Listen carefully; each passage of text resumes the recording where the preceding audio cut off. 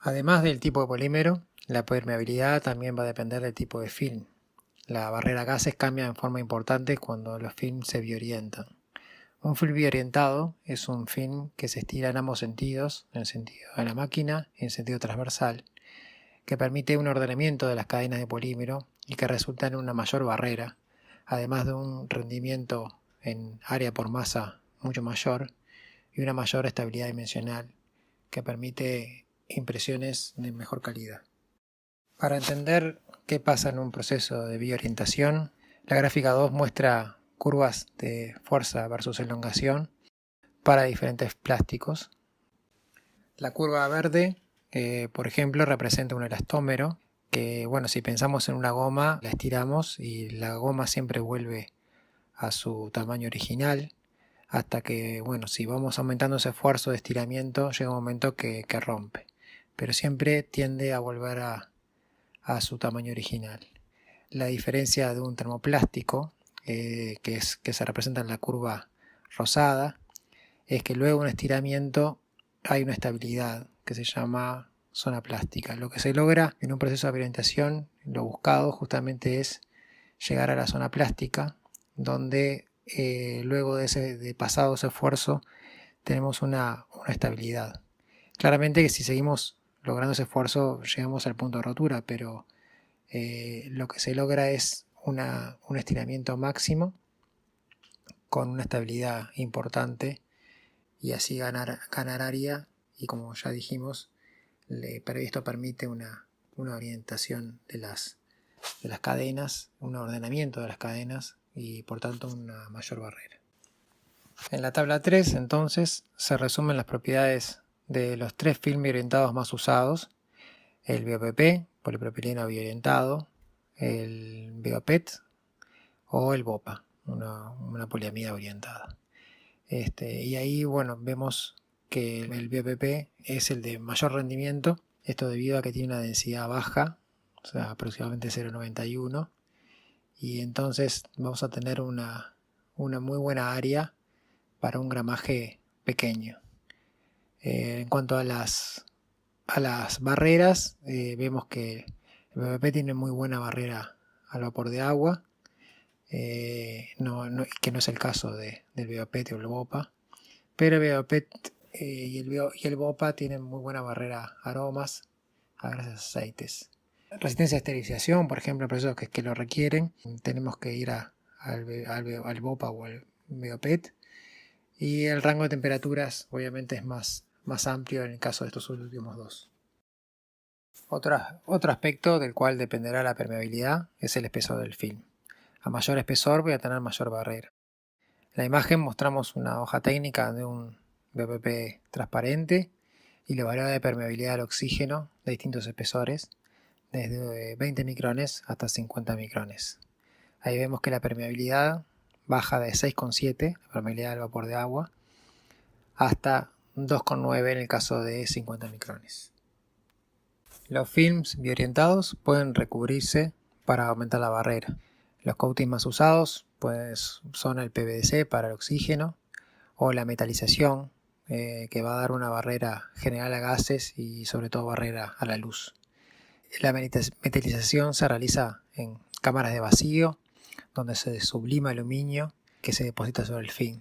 Hay diferentes técnicas y han ido mejorando, y eso ha permitido que el recubrimiento de aluminio sea mayor, y por tanto hoy podemos hablar de films metalizados y films metalizados de alta barrera, dependiendo de la cobertura que tenga sobre el film. A continuación, en la tabla 4 vemos que se compara la permeabilidad al oxígeno de diferentes recubrimientos sobre un film de poliéster transparente. El primero es un poliéster cristal coextrudado que tiene una permeabilidad de oxígeno de 110. Le sigue el mismo film pero con un recubrimiento de PVDC que baja de 110 a 8. En el caso de que el recubrimiento sea una metalización, bajamos a 1 la permeabilidad, y por último se da una metalización de alta barrera o una alta metalización, bajando a un valor de 0,5. A modo de ver el impacto en la barrera que tienen los recubrimientos, es que se muestra la tabla 5. Las primeras 4 columnas son films transparentes simples, las 4 siguientes son films con recubrimiento. Y por último tenemos el foil de aluminio para comparar.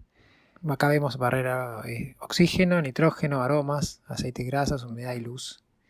Y por último la resistencia al fresh cracking.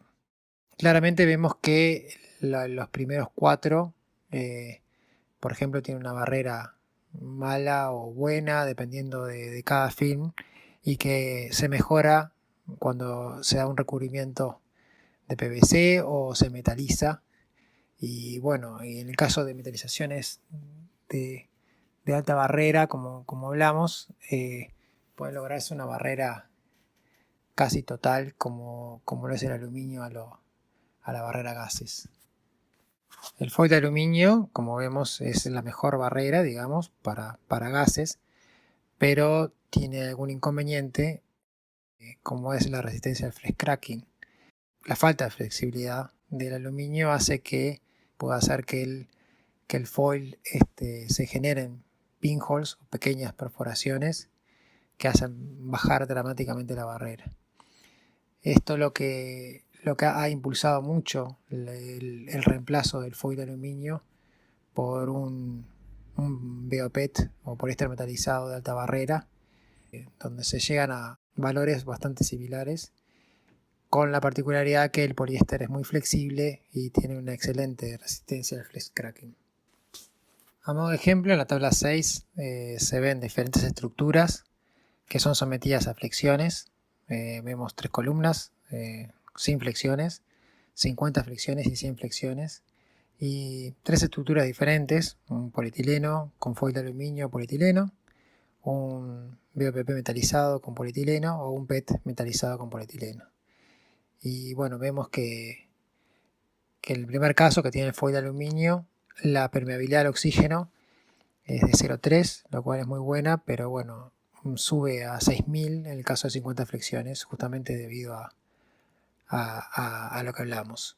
En el caso del PET metalizado, el último caso con polietileno, vemos que bueno, se someten a 100 flexiones y el cambio de barrera es mínimo si lo comparamos con el primero.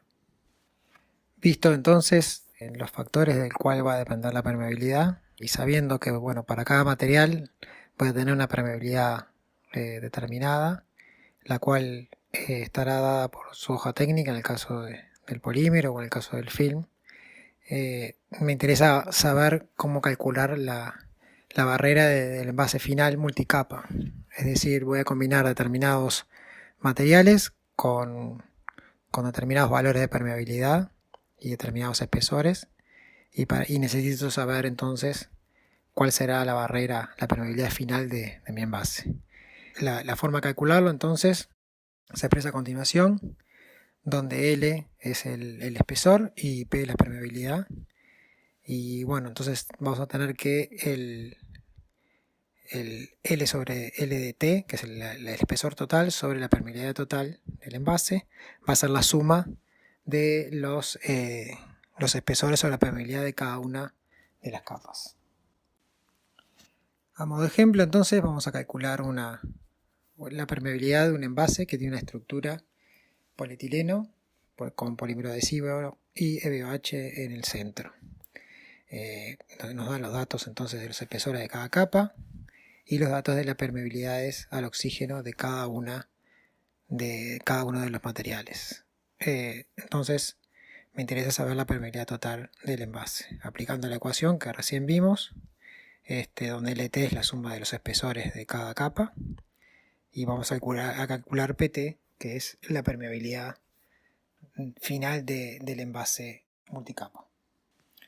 Como vemos, el valor final de la permeabilidad es menor que cualquiera de la permeabilidad de las capas. Esto lo podemos ver desde un punto de vista gráfico. En la gráfica 6 entonces tenemos en azul las permeabilidades de diferentes monofilms y en rojo la permeabilidad total de combinación de ellos. Y bueno, si vemos, por ejemplo, para una estructura BOPP polietileno, vemos que el polietileno y el BOPP tienen una permeabilidad al oxígeno de 3000 aproximado, y la combinación de ambos me va a dar una permeabilidad de 1500. Esto demuestra que, bueno, que un envase multicapa me permite mejorar la permeabilidad final que requiere.